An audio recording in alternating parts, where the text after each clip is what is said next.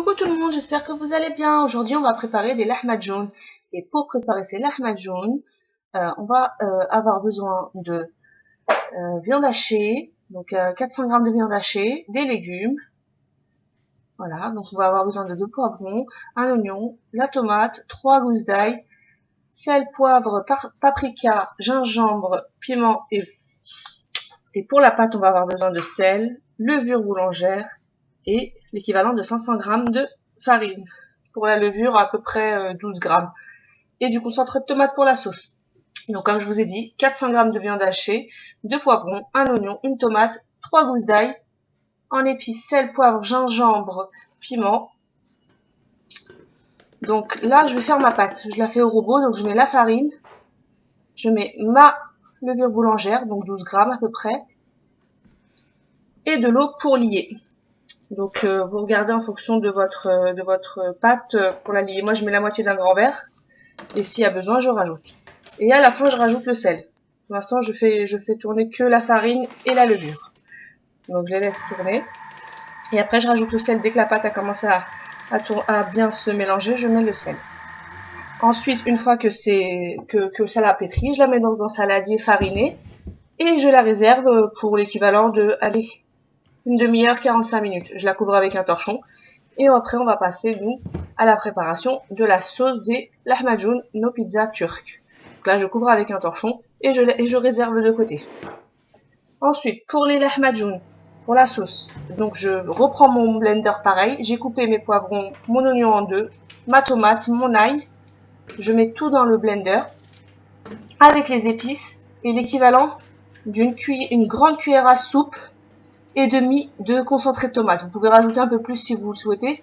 Mais moi, comme je j'aime pas trop le concentré de tomate, j'en ai mis qu'une cuillère et demie. Mais vous pouvez rajouter, l'équivalent de 2 cuillères. Donc je mixe tout. Et dès que tout est mixé, je rajouterai un petit verre d'huile d'olive pour lier. Donc d'abord, je mixe les préparations avec les épices, enfin tous les légumes avec les épices. Et je rajoute mon petit verre d'huile d'olive. Vraiment un tout petit verre, l'équivalent de 30 g d'huile d'olive. Je mixe tout. Et dès que tout est bien mixé et tout est homogène, je rajoute ma viande hachée. Je rajoute donc ma viande hachée qui est bien effritée, les 400 g de viande hachée, et un peu de persil et de la coriandre. Une grande cuillère à soupe de persil et de coriandre. Pour que ça se mélange bien. Et je réserve dans un saladier. Enfin, je mets de côté dans un saladier. Ça fait une espèce de pâte un peu homogène, bien liquide, pour pouvoir après tartiner mes pâtes de lahmad jaunes. À ce moment-là, dès que tout est bien mélangé, je commence à faire mes petits pâtons de pâte. Je reprends ma pâte, je fais des petits pâtons que je mets sur un plateau. Donc voilà, je fais des petites boules de l'équivalent de, 10 grammes à peu près, si vous voulez les mesurer, mais c'est vraiment des petits pâtons. Donc voilà, vous continuez à faire plein de petits pâtons que vous couvrez avec un torchon. Et on va passer après au façonnage de nos lahmad jaunes. Donc, je farine bien mon plan de travail avec un rouleau à pâtissier. Je prends une boule, je la mets bien dans la farine. Je vous dis, il faut bien fariner votre plan de travail parce que sinon elle va coller. Vous commencez à étaler. Donc moi, ce que j'ai fait là, c'est que j'ai pris une espèce de plat tout plat en plastique là. C'est mon plat qui me sert pour découper mes légumes et tout. Donc j'ai mis de la farine dessus et j'ai commencé à étaler ma pâte à lahmad jaune parce que une fois que j'aurai mis ma sauce dessus, soit vous le prenez à la main et vous le mettez dans votre poêle bien chaude, soit vous le mettez sur le petit découpoir que j'ai mis de côté pour la faire glisser si vous avez du mal à la prendre à la main. Je vais vous montrer un peu ce que ça donne.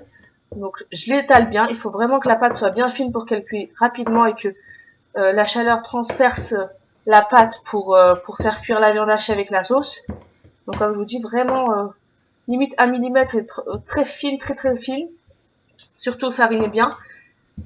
Voilà, et du coup moi comme je vous ai dit, je l'ai mis sur mon petit plat en plastique pour vous montrer. Bon, moi je la prendrai à la main, mais je vais juste vous montrer. Donc vous mettez l'équivalent de 1 cuillère à 1 cuillère et demie.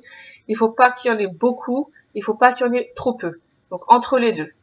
Voilà, pour que ça puisse cuire facilement et que ça puisse être homogène sur toute la lahmad jaune.